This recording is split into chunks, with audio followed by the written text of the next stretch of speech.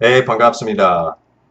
I've been here in Korea for 4 years, 2 and 2, and it's been an outstanding time, and I wouldn't change it for the world, but it's impossible to believe that anybody can go to another country or another culture and not develop at least a few pet peeves, things that drive them crazy. I know I do, so I'm going to share them with you. I have three at the top of my list. Two of them are kind of guy related. One is universal, so guys are going to be able to relate to these. If you're a girl, lady watching this and you've been to Korea and you have your own unique set of pet peeves, please share them in the comments section. I would love to hear about them. But the first one is probably one of the worst. And that is when you go to a gym or you go to a place that's called a jjilbang, which is like a public sauna, bath, natural spring water bathhouse or whatever it is, and you go into the locker room. Korean men tend to enjoy using their hair dryers to thoroughly dry off all regions of their body. And I'm going to let your imagination kind of explain to you where the issue is here. But we're not talking about a case of, I got the hair dryer here. Is anybody looking? Because I'm just going to get a quick blast of hot air in my nether regions here while they're not looking. No, it's not that. We're talking loud and proud, foot up on the table or foot up on a chair or the bench or something like that, and the hair dryer is just like boom. And I walk into the locker room and it's just like, oh man, that's a visual that I just wasn't preparing myself for today, and here it is, just like it is every day. Believe it or not, that's not my issue, the real issue. The real issue is, and I'm going to use an analogy with a different body part to drive it home. So let's just say that you're in the locker room and you're doing what you do in the mirror or something, like you're shaving. I'm shaving and I've got somebody next to me that's blow drying their hair.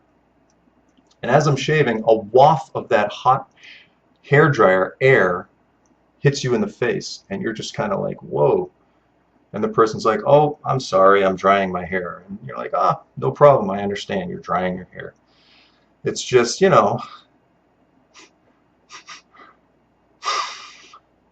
I can smell your shampoo as your hot air is being blown into my face.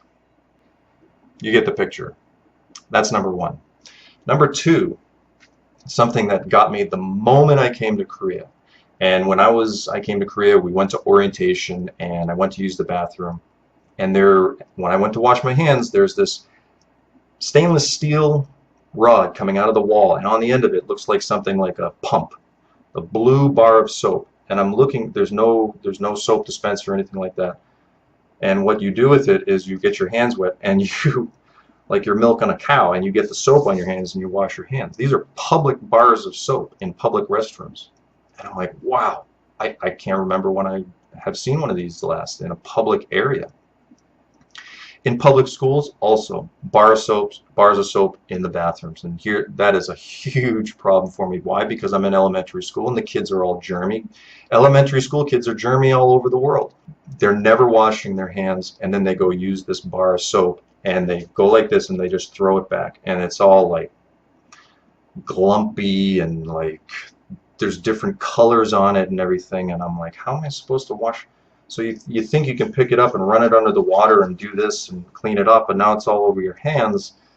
It's like, oh man. And the same thing in the public bathrooms. You go to like a fast food joint or like the bathroom in the subway, and there it is, a bar of soap. I'm like, how many 14,000 people have done their business and that is on my soap here that I'm going to use?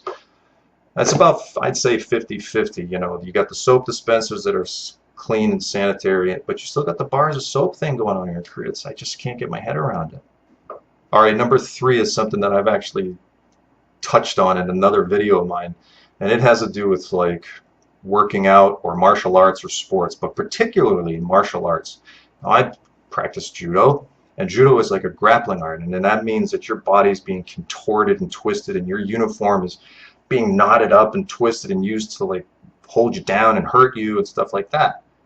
Well, in Korea, they like to go commando style with their judo uniforms and things like that. And I'm like, wow, that's like an occupational hazard here. I mean, I've never done that. I mean, there's no jock straps or anything like that, and I wear these Under Armour skivvy looking things. They're like this big, and it's spandex, and then it's got the mesh part that kind of comfortably holds you safely together.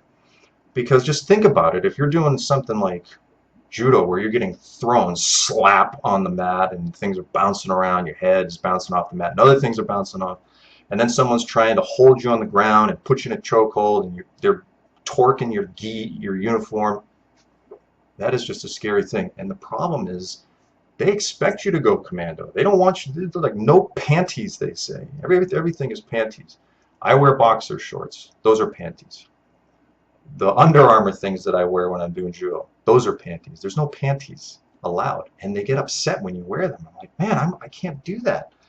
I'm afraid. That's a scary concept to me. But that's how they do it. And in other sports too. Maybe it's changing, but that's just something that I can't buy into. My psyche won't let me do it. That's like, getting in an airplane that doesn't have wings. It's not the most comfortable feeling. Anyway, I feel much better now that that's off my chest. But let me know if you lived in Korea, especially for the ladies out there. What are some of the things that are like, whoa, I wasn't expecting that. That's something that I can't unsee. I'd like to hear about them. And the guys, if I missed something, get me up to speed. Anyway, thanks for watching. See you next time. Peace out.